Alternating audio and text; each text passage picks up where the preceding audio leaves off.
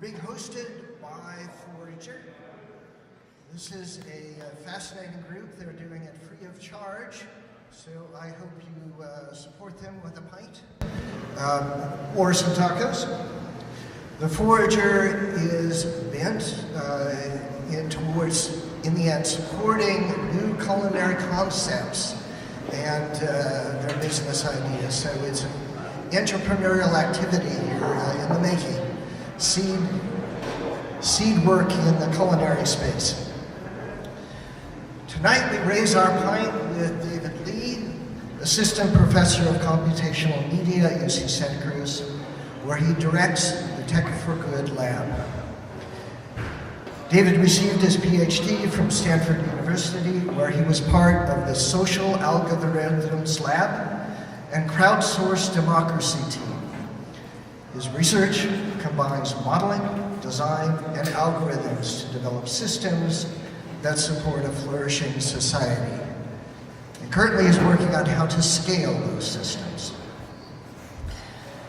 David's work has received a notable paper award at HCOMP, been published in the Proceedings of the National Academy of Sciences, and has been deployed by Finland's Ministry of the Environment.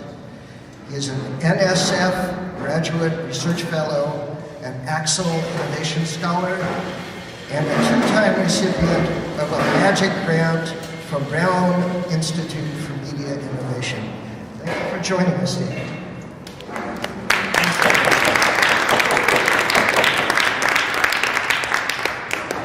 When I was growing up, my siblings and I used to always ask my older sister whenever we had a decision we had to make. And so when Michael invited me to share with you guys, I was trying to decide, what should I talk about? Should I talk about the specific projects I'm working on? Should I talk about the bigger picture vision and mission? Should I talk about some of the lessons that I've learned in a somewhat unusual journey that I've gone through? And being the great decision maker, I said, let's just do it all. So I wrote up an abstract, I sent it to Michael, and a little while ago, I was starting to prepare the talk, and I looked at the abstract, and I was thinking, what did I get myself into? How am I going to talk about all of this? But I'm really very excited to be here and to share with you about this topic, navigating a whitewater world, exploring the role of technology for social good. John Seeley Brown describes 3 different eras for how we live, work, and learn. He said that when he was growing up, his father was giving him advice on his career. And he said, John, think of yourself as a steamship. Set a course for your life, set a direction, and don't let anything get in your way. Right? Just power through any obstacles. And John said, when he was actually growing up, developing his career, he said that his life was a lot more like a sailboat. Instead of powering through obstacles, it was more about playing with the wind, right? Kind of adjusting to the natural forces of change and tacking your way towards the eventual goal you want to get to. Well, now, John says, we're in a whitewater world. You're not just tacking around the winds of change. You're constantly being buffeted with rapids. And if you don't adjust to it and navigate, you're not even going to stay afloat. So what's the reason for this whitewater world we're in? What do we mean by it? Well, if you think about the digital infrastructure in the last several years, there's been a lot of changes. You have the internet, which has connected us to information, it's connected us to each other. It's created this digital world that we can tap into at any time. But also, there's our devices, right? There's our smartphones, the Internet of Things, the things that take this digital world and plug it into our social and physical world so that we're connected to it at all times. And actually, it can connect to us at any time through push notifications, right? And then you have the cloud, you have the internet, you have the API economy, infrastructure that makes it really, really easy to develop, to deploy, to scale new technologies and bring them into this digital infrastructure, which is also then affecting the social and the physical world that we're living in. So what does this mean, right? It means that we have this digital, this connected digital, social, physical world, and there's new technological innovations that are constantly being introduced into it. And they're affecting, I mean, they're not just affecting the digital world, but they're affecting our social world and how we live and how we work. And we have to figure out how do we adjust to it? How do we live in such a world? My research is in social computing. That means I study the intersection between computational systems and human interaction. In social computing, we like to study what we call sociotechnical systems. These are usually these isolated systems. Think Facebook, Twitter. They're in the cloud. And we call them sociotechnical systems because we want to remind engineers that they're not just technical. They're also about humans, right? They're about people.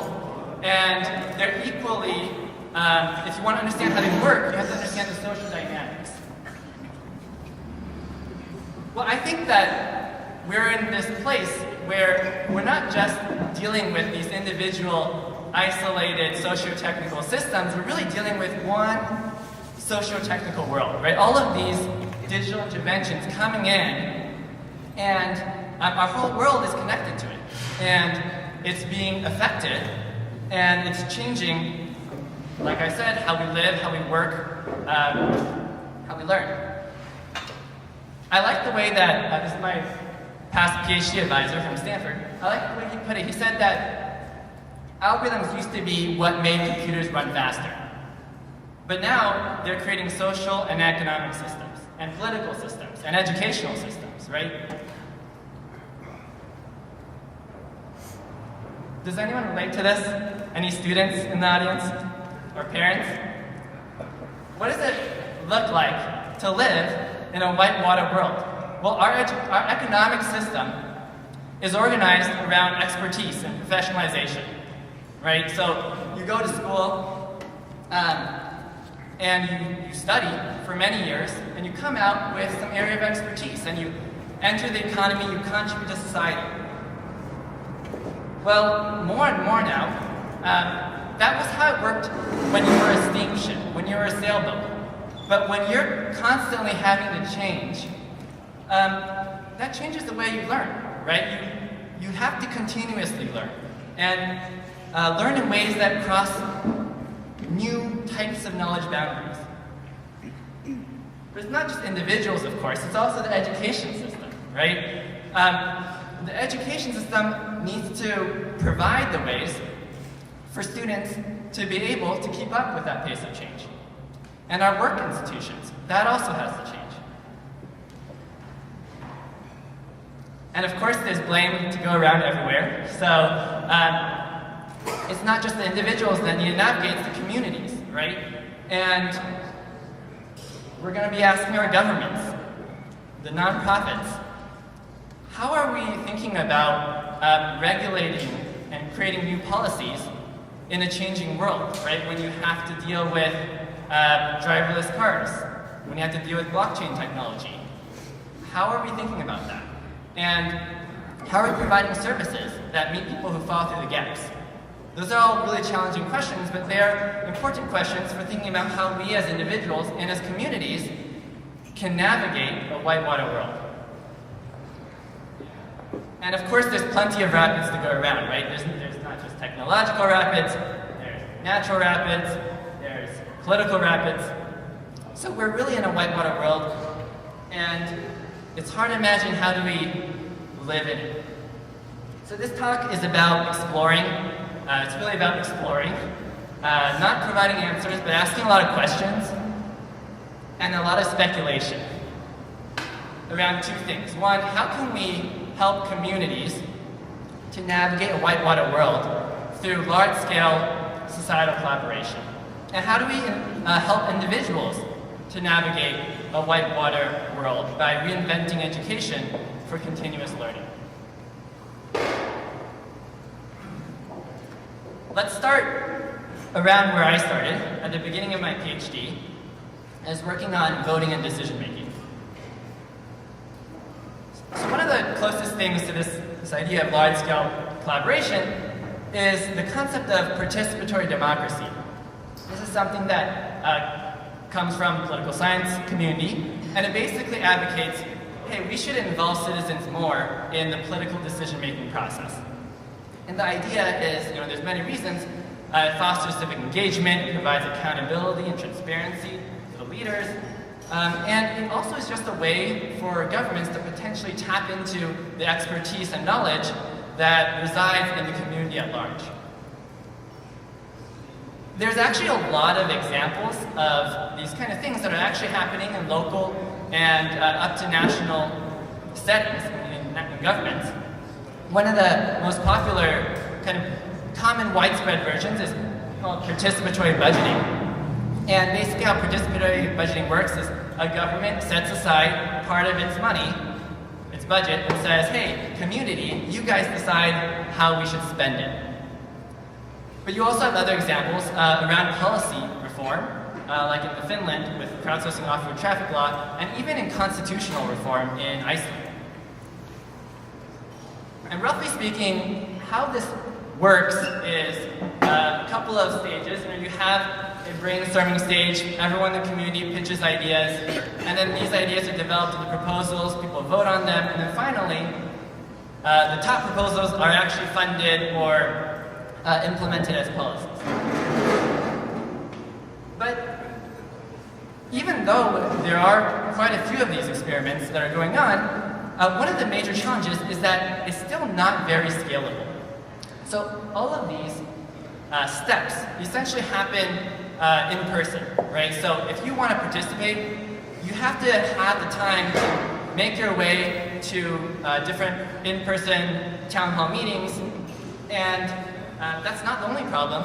There's also just the challenge of scale, right? If you have 1,000 ideas, if you have 1,000 people, how are you actually going to look through all of them? How are you going to talk to everyone?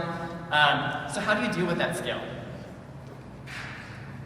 When we got involved, we mainly did two things. First is we just created a simple voting platform, a digital platform that we brought their voting process online for participatory budgeting. But the second thing we did is we started to think about algorithms for voting at scale. So if you have 1,000 ideas or more, and no one's going to look through all of them, much less rank them, and you really should rank them, not just pick the top one, what do? There's an idea in I guess it's also coming from political science and social choice theory, around preference solicitation. Basically say, okay, let's just pick two of these ideas, and we'll just ask people, which one of these do you like better? Well, this is obviously a lot easier to do. But the question then becomes, can we still find the winning and the top proposals that would have resulted if everyone had ranked all the ideas, but only requiring a small number of comparisons per person? Well, I'm not going to go into the details, but the short answer in practice is basically yes. And you can do it with really a small number of comparisons. This is the only math. Okay, for anyone who likes math, roughly speaking, what this is saying is you need around m log m comparisons, right, where m is the number of proposals, to find the top proposals. And that's great, because this is m log m across everyone, and so even if the number of proposals is as much as the number of people, that's only log m per person. In practice, in extrapolating from our Finland experiments, if you get the constants, roughly speaking, if you have 1,000 proposals, 10,000 people, you need like 10 to 20 comparisons per person. Okay, so that's not bad. I can spend 10 to 20 comparisons at a time to help out and give my thoughts. I thought that was pretty cool. I was like, oh yeah, this is interesting. You can achieve some large-scale collective outcomes, and just with a little bit of contribution per person, you're kind of approximating what would have happened if everyone had given their full thoughts. But then I talked to Jonathan Reichendahl. He was the CIO of Palo Alto, and he asked this question: How do you actually know the top ideas are better? Are the most voted proposals really the right ones? And I had to admit, I didn't really think so. And this is a setting where we're not electing representatives. This is actually decision-making on the actual proposals, and you don't even have the level of participation that you have in elections, right? So, could I really argue to the people who are thinking about the right policies that this was really the right idea? I had a really hard time convincing myself. So I started thinking, can we go beyond voting? It seems like the real interesting part is not really voting itself, but maybe around coming up with the ideas, or maybe around deliberating about these ideas. People can do a lot more than vote, right? They can talk to each other. They can make compromises. And so I thought, what would it look like if 1,000 people were here talking to each other, making compromises, and coming up with a decision? Well, obviously that's also not possible, just like it's not possible to look through 1,000 ideas. So I thought, what if, just like we could use a sequence of comparisons to approximate what would have happened with a ranked vote, what if we could use a sequence of small groups, right? So I'm just to say, 3 people, Michael, Dustin, Angeline, you guys get in a group and decide, you guys can do whatever you want, decide what you think is the right thing to do, and just tell me the algorithm, right? And then after that, I'll pick another 3 people, right?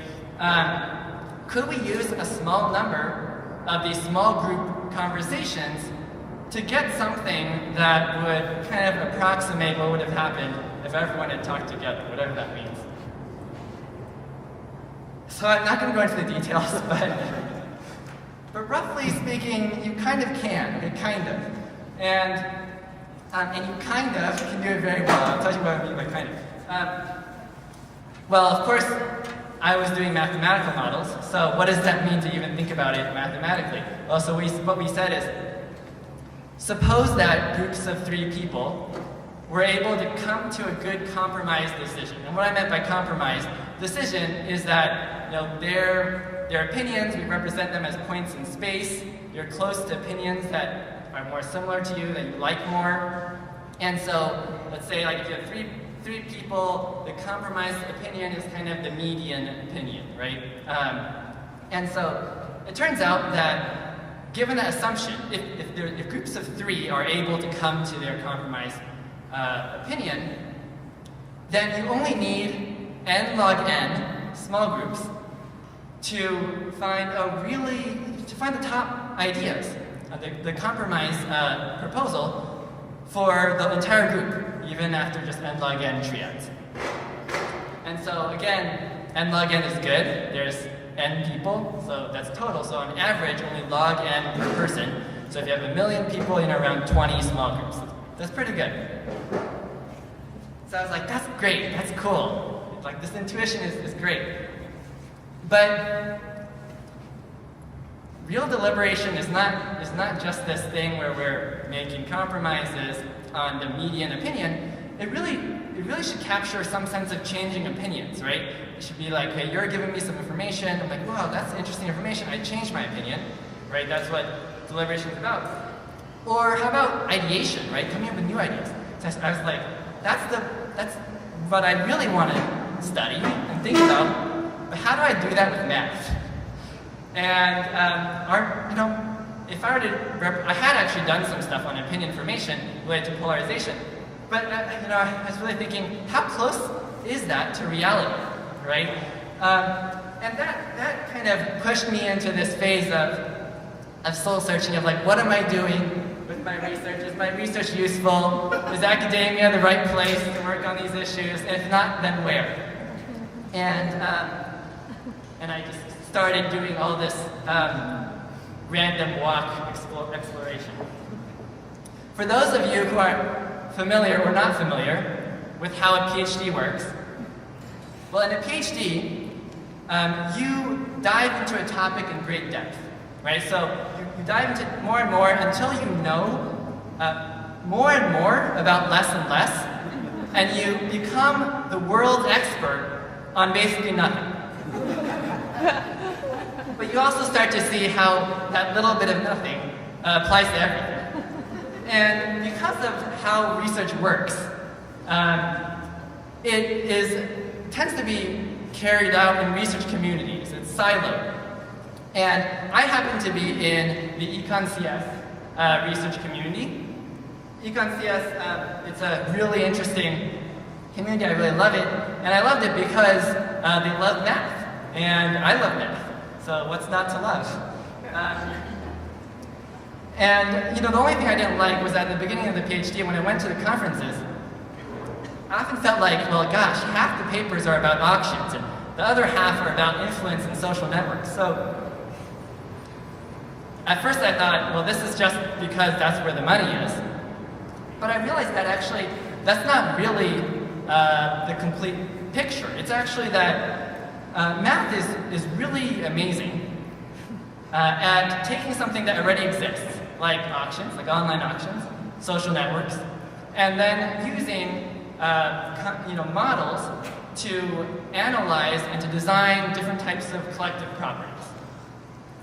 But when you're trying to design a new form of interaction, when you're trying to introduce something that you need to understand human factors, motivation, math's not so great. And so I was thinking about this. I was at Stanford. I was saying, I'm probably not going to do academia. I should probably explore entrepreneurship. So I started, I had a startup idea. I said, let's explore this. I was very lucky to participate in some fellowship programs, took some courses at the business school, and I really loved it. In the past, I always had this view of entrepreneurship as this really negative thing. It's like, okay, it's about these people who really want a lot of control over other people. They only care about money. And, I like the idea of entrepreneurship, but, I don't really like that part. And one of the things I really valued about my exploration into entrepreneurship was, well, no, that's not really what it's about. It's really about how do you bring ideas from your head and into the world at scale and for impact, right? And I love this. And I worked on this idea. My brother, who's amazing, actually dropped out of school for a semester to join me. Sorry.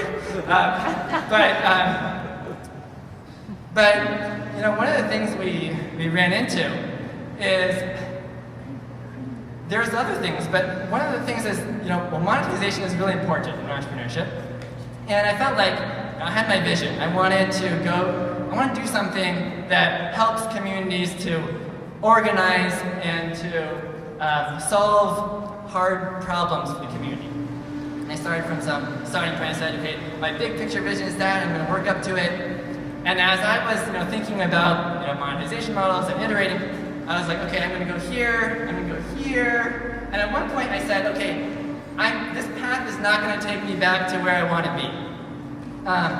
And so I just really started wrestling with this tension between monetization and mission.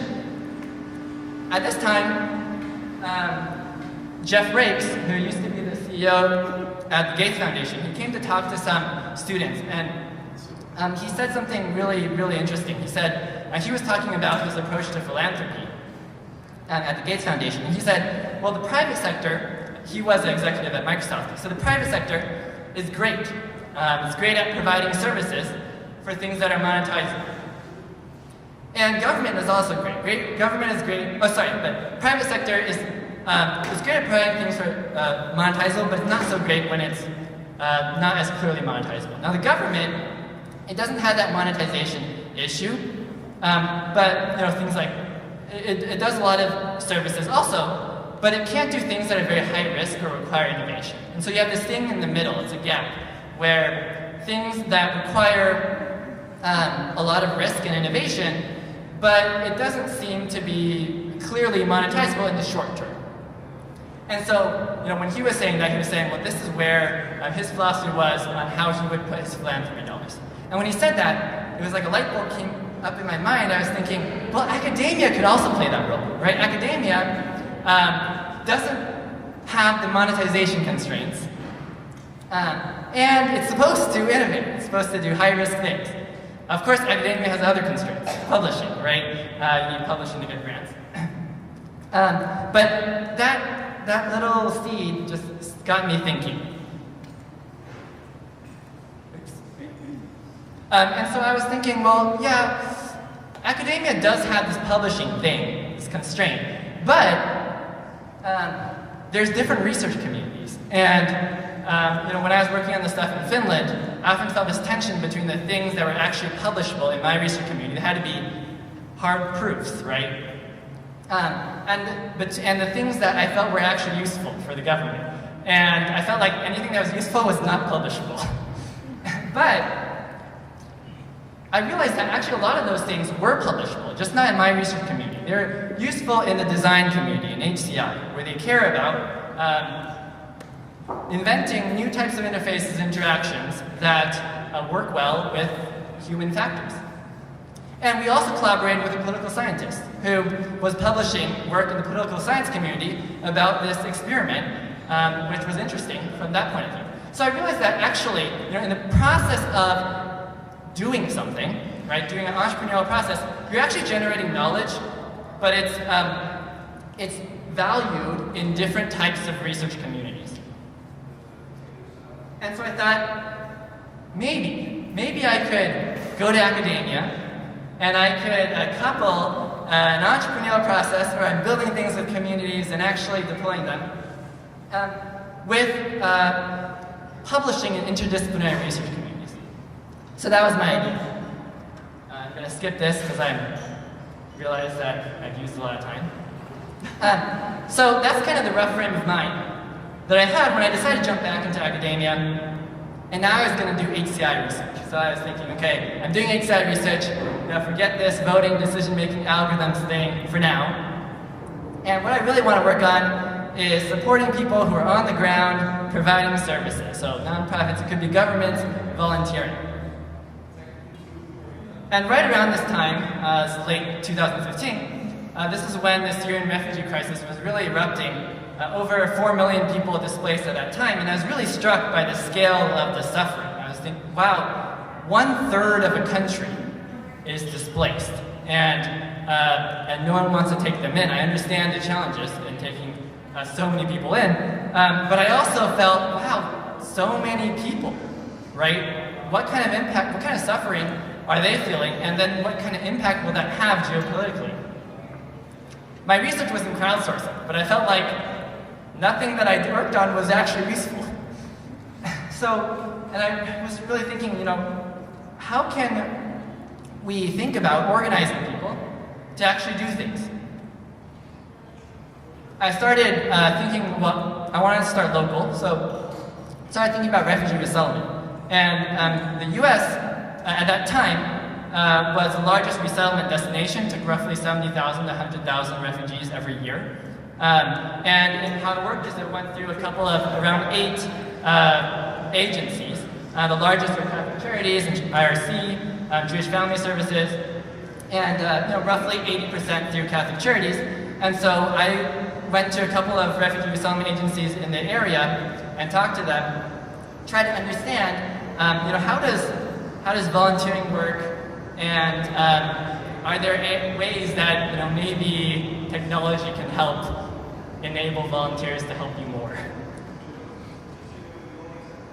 And my rough thought was, well, in the digital online world, we have examples of this, right? We have Wikipedia, a bunch of people creating an encyclopedia. We have Fold It, that's a game where people learn how to fold proteins.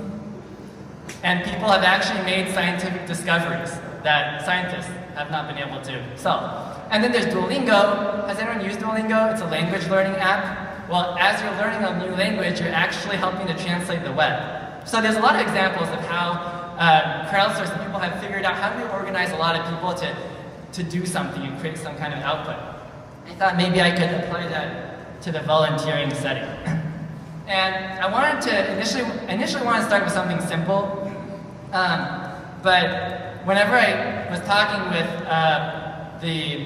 usually the volunteer coordinator, to actually organize something that creates something complex and interdependent and sustained.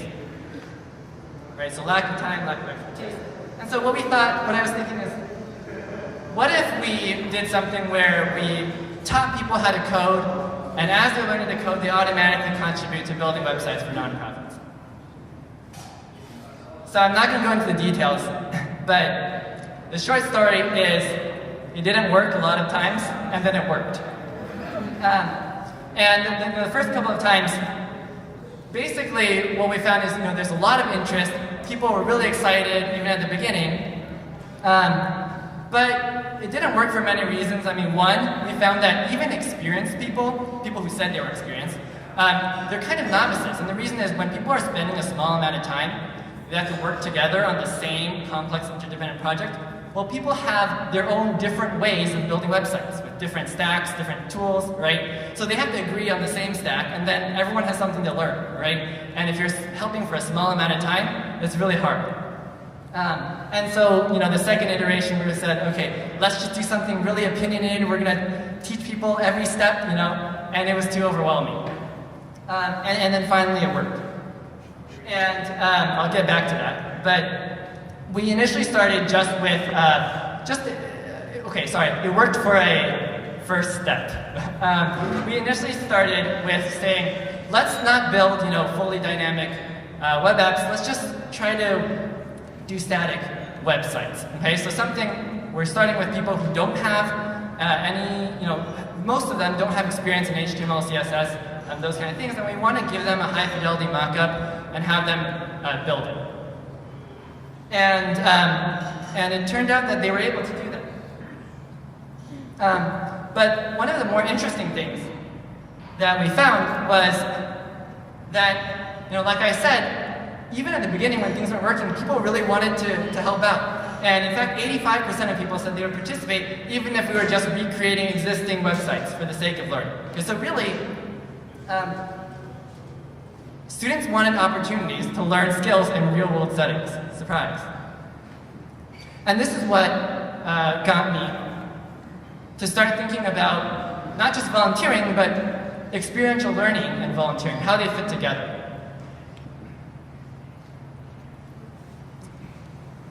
A lot of knowledge is passive knowledge, right? It's not something that you can learn through lectures or through reading books. It's something that you have to learn experientially. And the way this used to happen is through apprenticeships, right? Internships. But internships require, mentors, right? And mentors need time. If you're a student, it's hard to find your first internship, right? Before you have that initial amount of experience, the time you're costing the mentor to prepare a project for you, to guide you through it, they might be able to do it themselves, right? And so the problem is, but before you get that first internship, how do you get that experience, right? You can't get that tacit knowledge. This is going to be a really important question in the age of AI and automation. We touched on this in the Whitewater world. I like how Heather puts it. She says, in the past we learned in order to work. Now we must work to continuously learn. So is it possible to scale opportunities for apprenticeship learning? I started thinking about this question as I was working on this building websites for nonprofits, and I also started to face this question just as a professor. A lot of times, there's a lot of undergraduates who want opportunities for research positions. And I really wanted to provide those. But I often would get advice, don't do that. You're going to get sucked into a lot of time and it's not going to help your research. Wait till after tenure. They also said, don't switch fields until after tenure. On the other hand, I was thinking, well, my research is about organizing volunteer learners to do complex things. So if I can't figure out how to involve undergraduate students in doing research, then my research is in trouble. So I started really thinking about this, and let's go back to building websites for nonprofits. So how it worked in that setting is we actually built a website called Cosway, and it's another website for teaching people how to code. That's another one. But the difference is that instead of people working through learning modules. Usually, you first learn HTML, then you learn CSS, then you learn JavaScript. These are different technologies, right, that are all needed. And for us, instead of working through those, you work through micro roles. What are micro roles? Well, at the beginning, you might be an elements developer.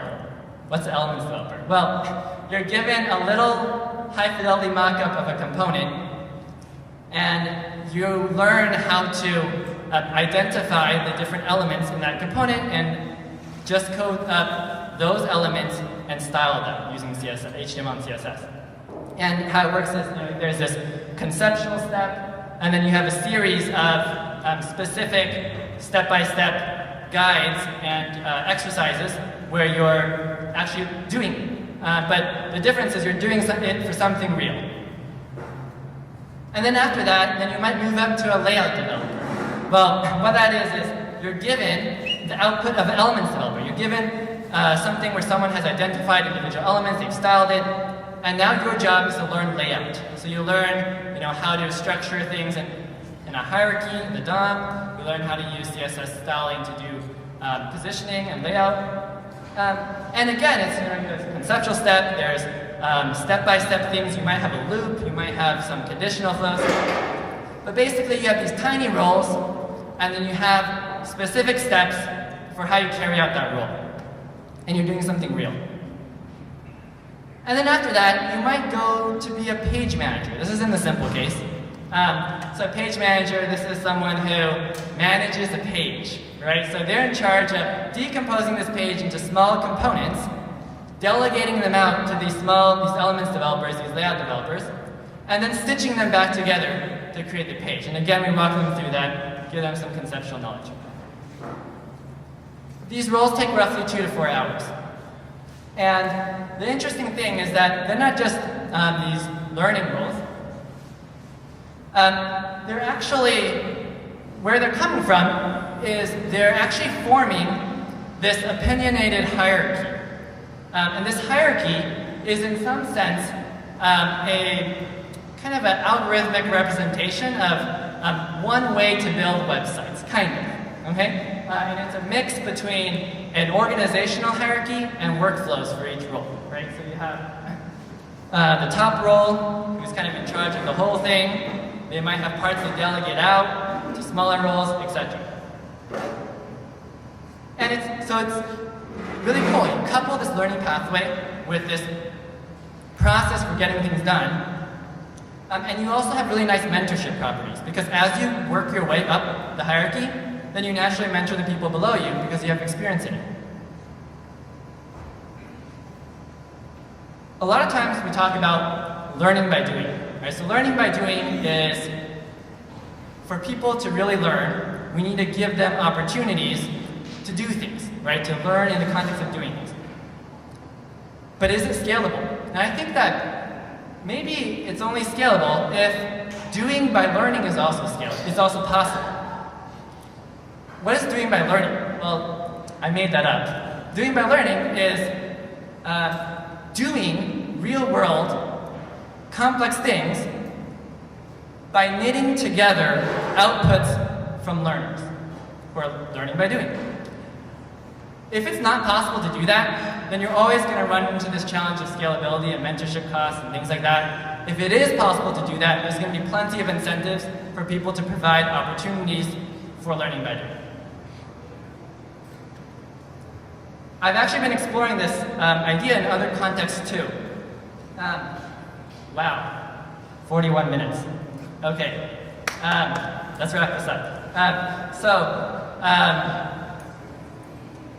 Collectively is a project that was actually just started. I had undergraduates working with me, and I thought, how about, do you think that undergrads would like reading research papers? I like reading research papers, right? Of course, right? So I thought I'd try it out. And it turns out they really enjoyed it. And so we started evolving it and growing it to people outside the lab.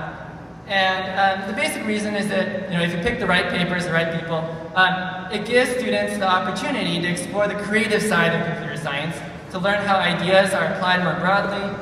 They get to build relationships with their peers, and they only have to spend a really small amount of time because they take turns reading. So you just read one paper, and then you just attend meetings. Well, most of our groups have been this exploratory type of group, but one of the things we've been just starting to experiment with is these reading groups themselves, they can also be building blocks for a learning pathway, just like the micro roles were.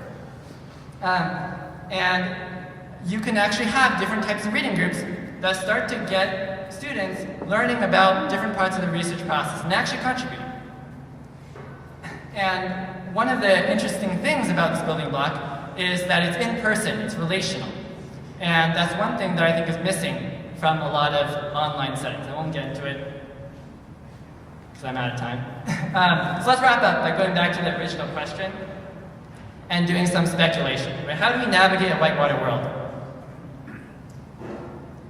What I would love to see is to redesign learning so it's more experiential, where students are actually learning by working on real-world community projects. I think this is possible not just at the university level, but also at K-12 level. And I think that a lot of people are thinking about how do we deal with this world of AI and automation. And universal basic income is one of the things we think about, right? Everyone should have enough money to survive. I think it's a great idea. But I also really like this idea, it's from ASU, that maybe it's not just income, right? It's universal basic learning. And people don't just want money, they actually want meaning, they want to do something, right? And so I think that maybe what would it look like if it were possible to integrate education with real-world projects in the community, and since you're actually doing something, maybe you could get paid to learn. I also would love to see a way in which volunteers, whether learners or not, can provide operational capacity for nonprofits in a similar way that capital provides operational capacity for entrepreneurs and in the private sector, in the market. It's hard for nonprofits or even social entrepreneurs to have the same resources, to balance that tension between mission and operation, sustainability. It's not, and I think that it'd be great if it were possible to provide this capacity, not just because of the capacity itself, but also because it might be a way to get some of the market dynamics, which are really important and valuable, but in a way that's mission aligned. Just in the same way that if you're an entrepreneur, you just need to convince one VC to fund you just enough to get to the next milestone, right? And if you get to the next milestone, you can prove to another VC to give you enough money to get to the next milestone, and to the next milestone, right? Well, what would it look like if a nonprofit could just convince enough volunteers in their mission so that they could get to that next level? And then once they can prove out their mission and approach, they can get more volunteers to get to the next level, and the next. And that might create a marketplace and an innovation environment that is mission aligned. We didn't talk about polarization, obviously, try to cram too much in. I think it's an important topic and a challenging issue. But I think, two parts that relate to polarization is that we don't know a lot about most social issues. I feel like I know almost nothing. Every time I see something in the news, I want to learn something, but I don't have time. And then the other thing is that we're really good at telling people our opinions, but we're not very good at learning, at listening, right? So I think that one of the interesting things is if we made it possible for students as early as elementary school to start learning to not just do things in their community and pick up skills, but to actually gain those civic skills of learning the issues in their community, of learning how do you disagree with other people and argue with them, and have that productive friction in a way that's productive. I think that's very valuable. I'll end, this is my final slide, I'll end with some thoughts from two friends and mentors that I think are related. We've been mostly talking about the political economy, right? So education, work, government, civics. Margaret Levy would say, well, it's not just about the political economy, it's also the moral economy, right? That's, in other words, the values, the relational norms that underlie and arise from a particular economic system or political system, right? What are the values and norms that we need as a society to navigate a whitewater world? I think it's also related to something that GSB says. He says, it's not just about learning to know or learning to do. It's also about learning to be and learning to become. If you're a whitewater kayaker, you don't have time to think about the rapids. You have to navigate it authentically. You have to know your center. Who are you? What are your values? What are your goals? Then, and only then, will you be able to instinctively navigate when new rapids come your way. So, in conclusion, I want to wish you all the best in your journey navigating this whitewater world, both as an individual and also in finding your role in the collaborations that are going to be needed for the communities that you belong to. Thank you.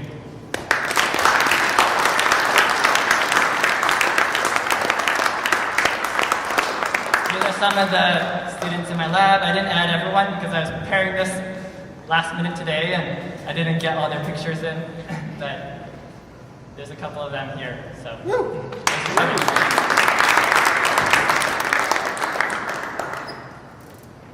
I think we still have some time for questions. So, in your work, how does helping people develop rich mental models about the world they're operating in, or the skills they're operating on, play in the work? I mean, that I'm a little bit disengaged from this, but I think the work in terms of helping people develop rich mental models and metacognitive skills always seems like an area that is rich. Yeah, so the question was, how does my work think about helping participants develop the metacognitive kind of broader understanding of the issues that they're operating in? Is that correct? Yeah. Roughly correct. Yeah. So the answer is, it hasn't yet. So as you can tell, it's just like a thin piece of everything. I think that there are people who are thinking about these issues, developing, for example, visualizations or using VR to enable more empathy and kind of bring you into the situation, or even thinking about the news. What right now? I mean, I've actually thought about this a little bit, but. The news, well, there's two roles. One is to distinguish fact from fiction, right? To call things BS when it's BS. Another role is to kind of facilitate deliberation in society, right? To help people think about the different issues that people need to think about. And for a long time, for the second part, how the news does this is it is kind of the mediator, right? So it explores and aggregates things together, and then it kind of feeds that to people to think about. And right now, I think we're just so deluged with information that it's very hard to actually consume the news. And so I think that it would be interesting to think about the news as the media as actually playing a more active role in facilitating the deliberation itself. That's not really answering your question, but I think it's one direction. Hi, thank you for your talk. So I come from things from a humanities standpoint. Sorry? I come from things from a humanities standpoint. Okay, yeah. And with ultimate respect for interdisciplinarity and things. So it's interesting to think about metacognition, right? And how you engage kind of everyday people, like volunteers, right? And supply them with the kind of impetus for participating in something like the Refugee project, which I think is super cool.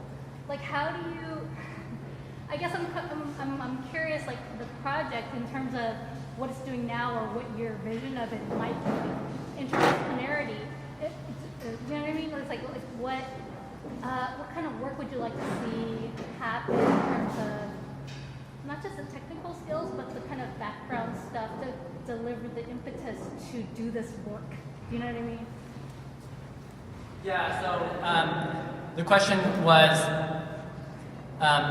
what do I see in some of the interdisciplinary roles outside of technology that play a role in maybe this bigger picture of societal collaboration for providing the motivation or impetus for these things? Well, I think the answer you're going to get a lot from me is I don't know, but I think that one thing I really like is interdisciplinary research, and I've just started to get into it, and I think that academia can play a role in that, and because it doesn't have some of the constraints, so if people want to, they can, and I think that there's so much that the humanities and social sciences can offer in thinking about a lot of the issues you're talking about, like motivation and norms and things like that. I mean, I honestly feel like I just recently started going to these different areas and talking with like Margaret, who's a political scientist. We're writing this chapter on democratic theory, and I just like, most of the conversations, I just don't know what's going on. It just kind of goes in and out, because I'm just like, wait, I'm trying to understand what's going on. So I'm not the right person to answer that question, but I think that there's a lot of humanities people who are, and I'm trying to learn, so yeah. Hi, as someone who has had over 20 years of running many volunteers, in fact, I used to be on the board of the museum that's 2 blocks down here, the San Jose Museum of Boston, Texas, all visit, is that where in your research are you dealing with the fact that huge quantities of volunteers come in with radically different skill sets, and more importantly, radical reasons for why they want to be there and how to handle them, especially because your research, in addition to that, does your research handle the fact that most volunteers have no qualification whatsoever for what they want to do. I mean, the general rule for most charities to get even on the board is you need a pulse, a particular religious or other associative pulse, and possibly a checkbook, but not always. Yeah. So how does that handle this? Because what you're dealing with, you have a very clear, the little bit you showed of an idea that we have these people, we're going to teach them how to do this and do that. Nowhere do I see how you deal with the fact that I didn't come here to do that, or I don't want to do that, or I want to help with this and not with that. I mean, what do you do to handle the far more important emotional and knowledge skill set that these people have? Yeah, so the question was, in the reality of nonprofit work and volunteering, people come in with different motivations. They're not coming in saying, I want to build a website, right? They're saying, I want to come in with for my particular, niche and expertise, and how are we providing that? So the short answer is, I'm not prescribing, I'm not suggesting that everyone should build websites. That's just, that's just where I'm coming from, because I think that the purpose of the research is to enable kind of adaptive opportunities for people to tap into their unique interests and motivations and skill sets to volunteer. And I think when I was talking to the nonprofits, right, I think because of my background in engineering, they saw me as an avenue to get that kind of output. But I think that what I'm really interested in is societal, there's a lot of different types of expertise and experience, and we need to figure out how we use all of those and what their place is. And in terms of motivations, learning is just one motivation, right? So in the particular project that I was working on, we found that learning was really, really important, and so we had to tap into that. But the play, relationships, right? There's all sorts of things that I think would absolutely be important. I'm not advocating that these specific projects or platforms are the platforms. I'm imagining them as one tiny thing in an ecosystem of platforms and not necessarily platforms, but ecosystem of volunteering opportunities and collaborative infrastructure to enable volunteers to really do what they want to do. I think one of the things I found in practice in volunteering is that oftentimes you go and you want to help, but most people, if they want to help with their own area of expertise or their own interest, it's actually pretty hard for the nonprofits to let them.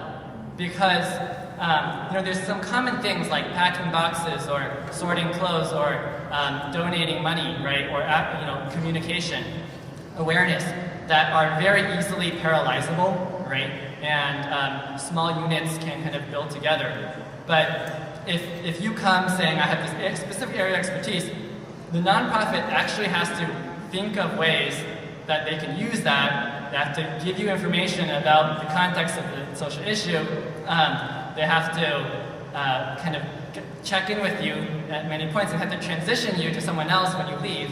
And so that's the issue that I'm trying to tackle.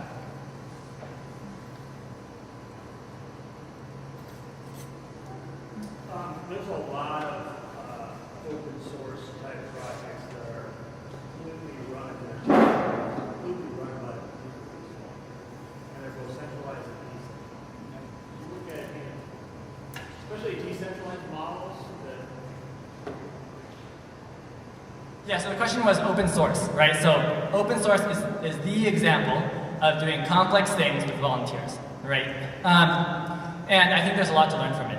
I think that one of the ways open source works is it works through the fact that things are non-proprietary, right? And so you have these Creative Commons type licensing, and then you have this networked environment where anyone can access those things and then mix and match and combine things. And having those two things allows people to kind of gradually grow these things. But what happens in reality for all the most major open source projects is that they tend to be things that are also supported by I would say all, but a lot of the main successful ones are supported by companies, and they're supported by people who are working full-time at a company. The company allows them to work on this project, right, to really drive it. So it really needs these core contributors that the open source project is mission aligned with the for-profit company's motives. And so that's why a lot of those projects are infrastructure things, right? So it's a framework, it's an operating system, it's things you don't have as much. There are examples, but you don't have as much examples of projects that you don't have like a Facebook that is a product or application that is really growing really big and powered by open source.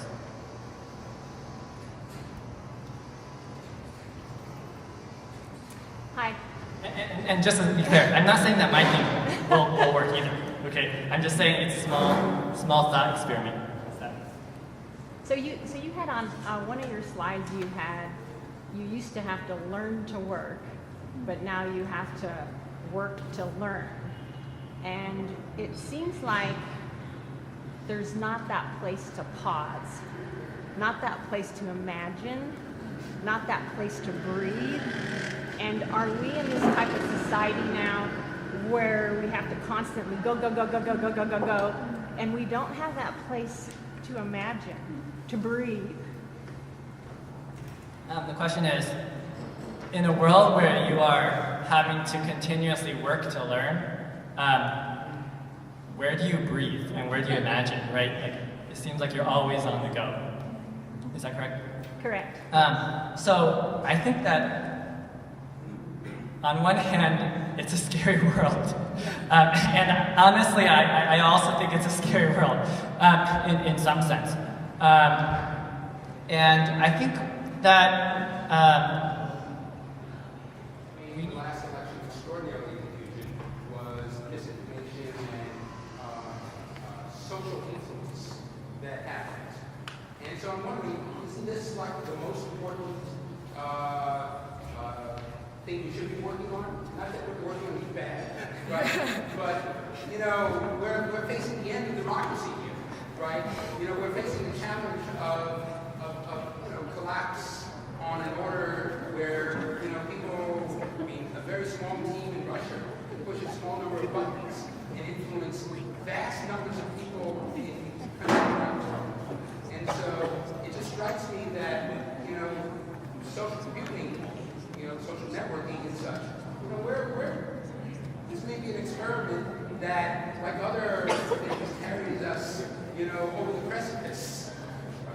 The question was, in this era where there's so much misinformation and fake news and all of these, you know, bots and trolls and whatever that are really undermining democracy, shouldn't that be the question I'm working on? And isn't that the most important question? And I think that that's a very important question. And in fact, you know, I earlier mentioned how I would go to conferences and I would see, you know, papers about auctions and influence on social networks. Well, for a long time, people have been working on influence on social networks for advertising, and now it's coming back. So there definitely is that responsibility in the technology community. Now, for myself, I think that I think it's a really important issue. I feel like, one, it's not really the right place for me right now in terms of my area of expertise. I know I have a very broad expertise. But two, I also feel like the thing that resonates with me most is working with people on the ground. And I feel like one of the things, I mean, actually in a lot of the conversations with Margaret and Steve, we would be talking about democracy. And for me, the big thing kept being this issue of exactly what you're saying, right? Misinformation, polarization, all these different things. But for me, I felt like before I can really start thinking about working on those, I have to start by working at a place where I can directly touch people. Because I feel like, I think that there is, in a lot of these issues, a truth, and sometimes it's very, very clear what the truth is. But at the same time, right now, where we are as a nation, is that we're so divided, and that I think I'm not, honestly, this is a topic that I don't really know how to think about it. And I feel like we need some way to not just say those people just don't get it and they're obviously stupid and have been manipulated, but we need some way of fostering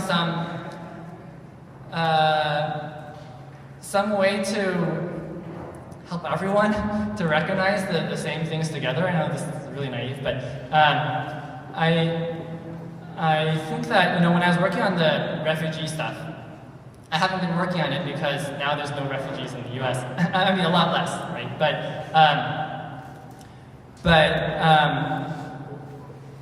it was interesting because when I was working on it, I actually found out that I was talking to people at Microsoft or whatever, and they said, oh, this is a really sensitive topic. We can't do any donations related to it because of, you know, how it's relating to the national issue, where, you know, some people are like, I think it's pretty, you know, I think we should help when people have areas of need. I understand some of the perspectives people have about some of the challenges with, you know, maybe people are thinking security, there's actually a lot of vetting. Maybe people are thinking about jobs, and I think, I don't know, but I feel like that's probably a major thing, is that some people are in places where they don't have jobs, and when they don't have jobs, then everything is going to be filtered through that lens. These people are coming and taking our jobs, and I feel like I wanted to work on things that dealt with both sides of the issue in some sense. So like, I want to think about refugees and how we can help them. I also want to think about how we can provide jobs for in this age when things are changing so rapidly, and entire towns, there's no more jobs left, right? So I feel like only after I start to get a handle on these type of issues will I really be able to go back and think about those issues. And I think there's tons of other people who are working on it and who recognize it's a really important issue, and probably I'm not the right person.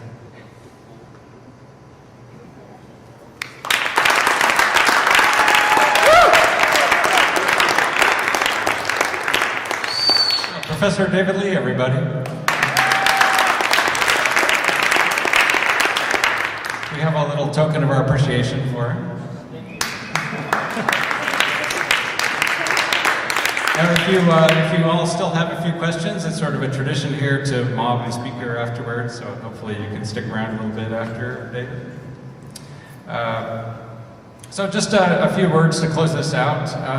First, let me take a little poll here. How many UCSC alumni or faculty or parents do we have in the audience? Go Slugs. That looks like about half. Thanks for being here, and thanks also to our supporters. My name is Mike Reapy. I'm the president of the UCSC Alumni Association, which is the Alumni Council Board. On behalf of David and myself, thank you for being here. Just a few plugs, though, we'd like to make. First of all, David has, we like to ask the speakers if they have a charity or a cause that they like to support, and David had two.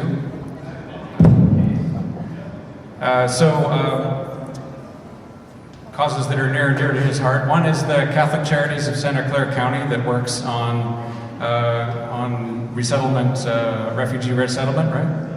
And even though there's not resettlement anymore, or not much of it, they also do refugee foster care. They're the only refugee foster care in Northern California, and that, it's not just refugees, but any immigrants. And right now, there's a lot of foster care going on. He also mentioned Digital Nest. You have that a website up here. So Digital Nest is a really amazing charity. They work on really innovative ways for finding tech careers for students in the Watsonville and Salinas area that are coming from agricultural backgrounds. Most of them are first-generation students and really working hard and doing amazing things. So if you're inclined to support these causes, please take a look at the Catholic Charities or Digital Nest. And from the UCSC side, our students need a few things. David mentioned apprenticeships. Our students need jobs and internships. And so if you'd like to talk to myself or David or Rhonda, who's up at the front. Rhonda, can you hear me? She was checking people in. We can hook you up with UCSC students if you're hiring or if you're a recruiter or know a recruiter. There's also funding. I don't know if you know, but the state funding supplies about 1/4 of the funding of a typical UCSC student education. That's down from about half 20 years ago. And we have a lot of students, that means tuition goes up, right? We have a lot of students that are first generation, first in their family to go to college, where this is really becoming a barrier, not to mention housing costs in Santa Cruz County. So we happen to have a scholarship fund, the UCSC Alumni Scholarship Fund, which right now we support 12 students with a $3,000 scholarship per year through their whole college career. So again, talk to one of us if you'd be interested in donating. There's also, let's see, I'll end there. So next month, on Monday, December 10th, same time, same place, our speaker will be Assistant Professor Renee Fox. Professor Fox is a scholar of Victorian, Irish, Gothic, and Harry Potter fiction. And she's also the co-director of the Dickens Project on campus.